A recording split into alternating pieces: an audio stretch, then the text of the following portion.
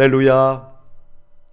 설 명절 예배 이제 시작하도록 하겠습니다. 사도신경으로 신앙을 고백 먼저 드립니다. 전능하사 천지를 만드신 하나님 아버지를 내가 믿사오며 그 외아들 우리 주 예수 그리스도를 믿사오니 이는 성령으로 잉태하사 동정녀 마리아에게 나시고 본디오 빌라도에게 고난을 받으사 십자가에 못 박혀 죽으시고 장사한 지 사흘 만에 죽은 자 가운데서 다시 살아나시며 하늘에 오르사 전능하신 하나님 우편에 앉아 계시다가 저리로서 산자와 죽은 자를 심판하러 오시리라. 성령을 믿사오며 거룩한 공예와 성도가 서로 교통하는 것과 죄를 사하여 주시는 것과 몸이 다시 사는 것과 영원히 사는 것을 믿사옵나이다. 아멘. 찬송가 446장 오 놀라운 구세주 찬송 드리겠습니다. 오 놀라운 구세주 예수 내 주 참 능력의 주시로다. 큰 바임이 샘솟는 그곳으로 내 영혼을 숨기시네. 메마른 땅을 종일 걸어가도 나 피곤치 아니하며 저 위험한 곳 내가 이를 때면 큰 바위에 숨기시고 저 손으로 덮으시네. 오 놀라운 구세주 예수 내 주 내 모든 짐 벗기시네. 죄악에서 날 끌어올리시며 또 나에게 힘주시네. 메마른 땅을 종일 걸어가도 나 피곤치 아니하며 저 위험한 곳 내가 이를 때면 큰 바위에 숨기시고 주 손으로 덮으시네. 증량 못할 은혜로 채우시며 늘 성령에 감아주사 큰 기쁨 중 주님을 찬양토록 내 생활을 도우시네. 메마른 땅을 종일 걸어가도 나 피곤치 아니하며 저 위험한 곳 내가 이를 때면 큰 바위에 숨기시고 주 손으로 덮으시네. 주 예수님 공중에 임하실 때 나 일어나 맞이하리. 그 구원의 은총을 노래하리. 저 전군과 전사 함께 메마른 땅을 종일 걸어가도 나 피곤치 아니하며 저 위험한 곳 내가 이를 때면 큰 바위에 숨기시고 주 손으로 덮으시네. 오늘의 말씀은 마태복음 7장 7절에서 12절의 말씀을 보도록 하겠습니다. 구하라 그러면 너희에게 주실 것이요 찾으라 그러면 찾을 것이요 문을 두드리라 그러면 너희에게 열릴 것이니 구하는 이마다 얻을 것이요 찾는 이가 찾을 것이요 두드리는 이에게 열릴 것이니라. 너희 중에 누가 아들이 떡을 달라 하면 돌을 주며 생선을 달라 하면 뱀을 줄 사람이 있겠느냐. 너희가 악한 자라도 좋은 것으로 자식에게 줄 알거든. 하물며 하늘에 계신 너희 아버지께서 구하는 자에게 좋은 것으로 주시지 않겠느냐. 그러므로 무엇이든지 남에게 대접을 받고자 하는 대로 너희도 남을 대접하라. 이것이 율법이요 선지자니라. 아멘. 새해 복 많이 받으십시오 라고 하는 인사를 이제 두 번째 하게 되었습니다. 그렇습니다. 인사드리겠습니다. 사랑하는 우리 성도 여러분, 새해 복 많이 받으십시오. 예. 오늘 읽은 본문은 기도에 관한 본문입니다. 우리가 많이 접하고 있는 본문 중에 하나일 것인데요. 이 본문 속에서 하나님께서는 구하라, 찾으라, 두드리라, 반드시 찾고 구하게 될 것이고 열리게 될 것이다 라고 하는 말씀으로 기도를 강조하고 계십니다. 그런데 이 기도 부분에 있어서 가장 중요한 건 무엇을, 그 기도의 내용인데요. 기도의 내용에 대해서 내가 구하는 것이 무엇인지를 본문이 적시하고 있습니다. 먼저 9절을 보면 너희 중에 누가 아들이 떡을 달라 하면, 분명히 떡을 달라, 또 생선을 달라 하면 이렇게 적시하고 있습니다. 그러면 하나님께서 떡 달라는데 돌 줄 일이 없고 생선을 달라 하는데 뱀을 줄 리가 없다. 그러면서 하나님은 너희 아버지다. 육신의 아버지도 자식들에게 이렇게 좋은 것을 주는데 하늘에 계신 너희 아버지께서 구하는 자에게 좋은 것으로 주시지 않겠느냐. 하물며 라고 하는 말로 강조하고 있습니다. 기도. 올해 여러분의 기도는 어떻습니까? 과연 구체적인가요? 하나님이 아버지로서 느껴지시는 삶을 지금까지 살아오셨고, 또한 올해의 삶 속에서도 하나님이 아버지로 우리에게 좋은 것을 주실 것이 믿어지시지요. 새해 복 많이 받으세요. 누가 무엇을 우리에게 복을 준다는 말입니까? 무턱대고 새해 복 많이 받으세요. 그저 좋은 덕담에 불과하지요. 그런 것처럼 우리의 기도도 구체적이지 않고 그 대상도, 그리고 우리가 구하는 것 역시 팀이 할 수 있다는 거지요. 자, 기도는 채워져야 합니다. 우리의 인생 속에서 채워지지 않고 흘러갈 수 있는 것은 없겠지요. 그래서 먼저 마음으로 끊임없이 기도해야 될 것이고, 마음에 채워진 기도는 우리의 입으로, 그리고 우리의 삶을 흘러 하나님의 보좌 우편까지 올라갈 수 있을 것입니다. 기도는 채워져야 하지만 그 채워지는 그 기도는 우리의 욕망과 거스려야 됩니다. 욕망을 거스리는 것으로 채워져야 합니다. 그래서 기도는 다른 표현을 쓰겠습니다. 기도는 주님으로 채워지는 것입니다. 예수님으로 충만해지는 겁니다. 예수님의 사랑으로 풍성해지는 것, 모든 상황 속에서 예수님으로 채워지는 것, 그것이 기도의 목적입니다. 관계라고 할 수 있지요. 기도는 상황을 붙잡는 것이 아니라 주님을 바라보는 겁니다. 내 고통스러운 상황 속에서, 내 핍절한 상황 속에서 풍성하신, 사랑 많으신 예수님과 관계되어지는 것, 더 깊어지는 것, 더 많이 예수님으로 채워지는 것, 이것이 기도의 목적입니다. 그리고 이것이 채워졌을 때 드디어 하나님께서 우리에게 응답이라고 하는 놀라운 역사를 이루어 주시는 거지요.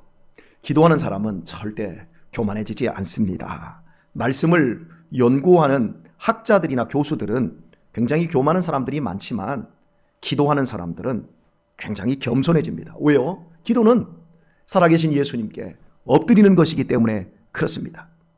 교회는 또한 기도로 얽혀져 있어야 합니다. 내가 너를 위해서 기도하고 너는 나를 위해서 기도하고 우리 모두는 우리 공동체를 위해서, 타인을 위해서 기도하는 것, 이렇게 기도로 얽혀져 있을 때 교회는 풍성한 은혜를 누리는 공동체가 되어집니다. 그래서 황금률이 그 기도 뒤에 나오지 않습니까? 예수님께서 구하라, 찾으라, 두드리라. 그리고 내가 너희의 아버지다, 하늘 아버지다, 다 줄 것이다, 좋은 걸 줄 것이다 라고 해놓고 12절을 보면 그러므로 무엇이든지 남에게 대접을 받고자 하는 대로 너희도 남을 대접하라. 이것이 율법이요 선지자니라. 이게 황금률입니다. 내가 남에게 받고 싶은 존경이 있습니까? 인기가 있습니까? 그리고 남에게 받고 싶은 대접이 있습니까? 그러면 내가 남에게 그만큼 먼저 하라는 거지요. 기도가 바로 이것으로 결론을 맺고 있어요. 그러니까 우리는 믿음 안에서 나의 기도에 심취하기보다는 타인들을 위한 중보 기도에 우리의 삶을 드려야 됩니다. 이렇게 타인을 위해서 기도할 때 그 기도는 결국 내 것으로 돌아오게 되어지죠. 오늘 아침에 우리 임영규 장로님께서 중보 기도에 대한 그 글을 우리 밴드에 올리셨더라고요. 그 부분에도 분명히 강조가 되고 있는 게 바로 그겁니다. 중보 기도하면 내 문제가 해결됩니다. 중보 기도하면 내가 축복받습니다. 중보 기도를 통해서 내가 타인들의 그 아픔에 동참할 수 있지요. 중보 기도는 실은 아무나 하는 것이 아니라 예를 들어서 우리 성도님 가운데 아픈 분이 있다 하면 누가 제일 많이 기도할까요? 그 아픔을, 그 건강의 연약함 속에 있는 사람이 중보기도 하게 되어 있어요. 경제적으로 굉장히 고통을 당하는 사람이 있다고 해봅시다. 그러면 누가 그 사람을 위해서 기도할까요? 경제적으로 굉장히 어려움을 당해본 사람이 기도하게 되어지죠. 그래서 중보기도자들은 내가 타인의 부족함과 타인의 어려움을 위해서 기도할 때 내 문제가 해결되어지고 내가 채워지는 것을 경험하게 되어집니다. 그래서 네가 대접을 받고자 하느냐? 그러면 타인을 향해 눈을 떠라. 그리고 기도해라. 이렇게 연결이 되고 있는 겁니다. 나를 위해 기도하면 넘어지기가 쉽습니다. 그러나 타인을 위해 기도하면 자기는 잊어버리고 회복과 치유의 역사가 일어나지요. 여러분 몸이 연약한 분들 축복합니다. 경제적으로 핍절한 성도님들 축복합니다. 여러분의 그 축복의 자리에서 올해 새해 복 많이 받기를 원한다면 경제적으로 어려운 사람들을 위해서 기도하십시오. 그리고 몸이 굉장히 연약한 사람들을 위해서 기도하십시오. 그러면 그분들에게도 일어나는 놀라운 역사의 기적들이 있겠지만 여러분 자신에게도 풍성한 은혜가 임하게 될 것입니다. 우리의 기도는 절대 땅에 떨어지지 않습니다. 예수님의 이름으로 무엇이든지 구하면 다 시행하리라 하나님께서 우리에게 약속하고 있지 않습니까? 우리는 기도해놓고 실은 우리의 기도에 대해서 잘 모릅니다.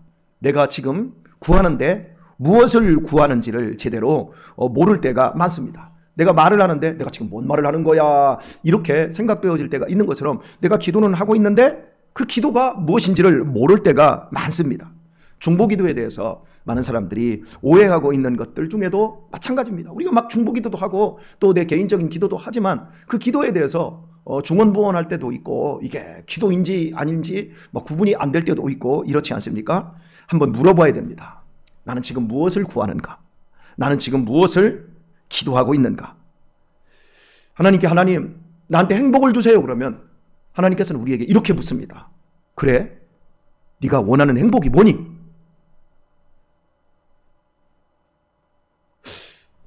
건강을 구하는데 건강해진 내 모습의 그림을 가지고 있나요? 정말 축복받기를 원하는데 축복받은 후에 그 삶에 대한 그림이 내 속에 있나요? 새해 복 많이 받으세요. 어떤 복? 그냥 덮어놓고 복? 아니요. 오늘 예수님께서도 분명히 기도의 제목을 적시하고 있지 않습니까? 떡을 달라. 생선을 달라. 하늘에 계신 아버지가 다 주신다고요? 하나님 날 행복하게 좀 해보세요. 뭘 대체 행복한 모습이 뭐냐? 살 빠지는 거? 얼굴이 예뻐지는 거? 자식이 잘 되는 거? 한번 얘기해봐라. 저 건강하기를 원해요. 그러면 그냥 걸어다니는 거? 화장실 출입 잘하는 거? 도대체 네가 원하는 행복이 뭐냐? 저 고침받기 원합니다. 어떻게 고침받는데? 고침받는 것이 무엇인데? 건강한 모습이 무엇이냐? 통증을 사라지고 하나님을 잘 섬길 수 있는 그 자리, 겸손하게 많은 사람들을 보다듬을 수 있는 그 자리. 여러분 구체적으로 하나님은 우리들에게 말씀하고 계시지요. 시편에서 다윗은 이렇게 고백해요. 깊은 웅덩이와 수렁에서 끌어주시고 나를 반석 위에 올리사 이렇게 말합니다. 여러분, 깊은 웅덩이와 수렁에서 끄집어내서 원래의 그 자리에 올려놨다 그러면 하나님께서 우리를 깊은 웅덩이와 수렁에 빠뜨릴 이유도 없지요. 깊은 웅덩이와 수렁에 빠뜨리는 이유는 무엇입니까? 반석 위에 올리기 위해서죠. 우리가 갖고 있는 행복의 관념, 우리가 갖고 있는 건강의 개념, 이런 많은 부분들이 얼마나 비루하고 얼마나 세상적이고 얼마나 세속적인지를 우리가 생각할 수 있어야 됩니다. 우리가 기도할 때, 우리가 깊은 시면에서 타인을 위해 중보할 때 하나님께서는 우리에게 네가 기도하는 내용이 무엇이고 네가 원하는 것이 무엇이고 네가 구하는 것이 무엇인가 한번 생각해 봐라. 그리고 제대로 구할 수 있는 그 자리까지 하나님은 우리를 만들기를 원합니다. 그래서 이 기도의 전 과정을 들여다보면 그 기도를 통해서 하나님은 단순히 우리에게 응답을 주시는 것이 목적이 아니라 우리를 만드는 것이 목적입니다. 그 응답을 받을 만한 사람으로 우리의 믿음을 바꾸고 우리의 자세를 바꾸고 우리의 성품과 인격을 바꾸는 것이 목적입니다. 우리 옛날에 여러분들도 그렇게 배우셨겠지만 아이가 어떻게 생깁니까? 라고 어린 아이들이 질문을 던지면 사랑하는 사람이 한 입을 덮고 자면 아기가 만들어져. 저도 어린 시절에 그렇게 배웠습니다. 그래서 정말 한 입을 덮고 자면 아기가 생기는 줄 알았습니다. 그러나 이제 나이가 좀 먹고 지식이 생기고 나서 그렇게 해서 아이가 생기는 것이 아니라는 걸 이제 알게 되었지요. 사랑하는 교회 여러분, 우리는 기도로 살고 있습니다. 그 기도가 정말 하나님의 뜻대로 하는 그의 나라와 그의 의를 구하는 기도 속에서 살고 있을 수도 있지만 불신함과 두려움과 의심과 이런 어떤 기도의 형식으로도 우리의 인생이 만들어지고 있습니다.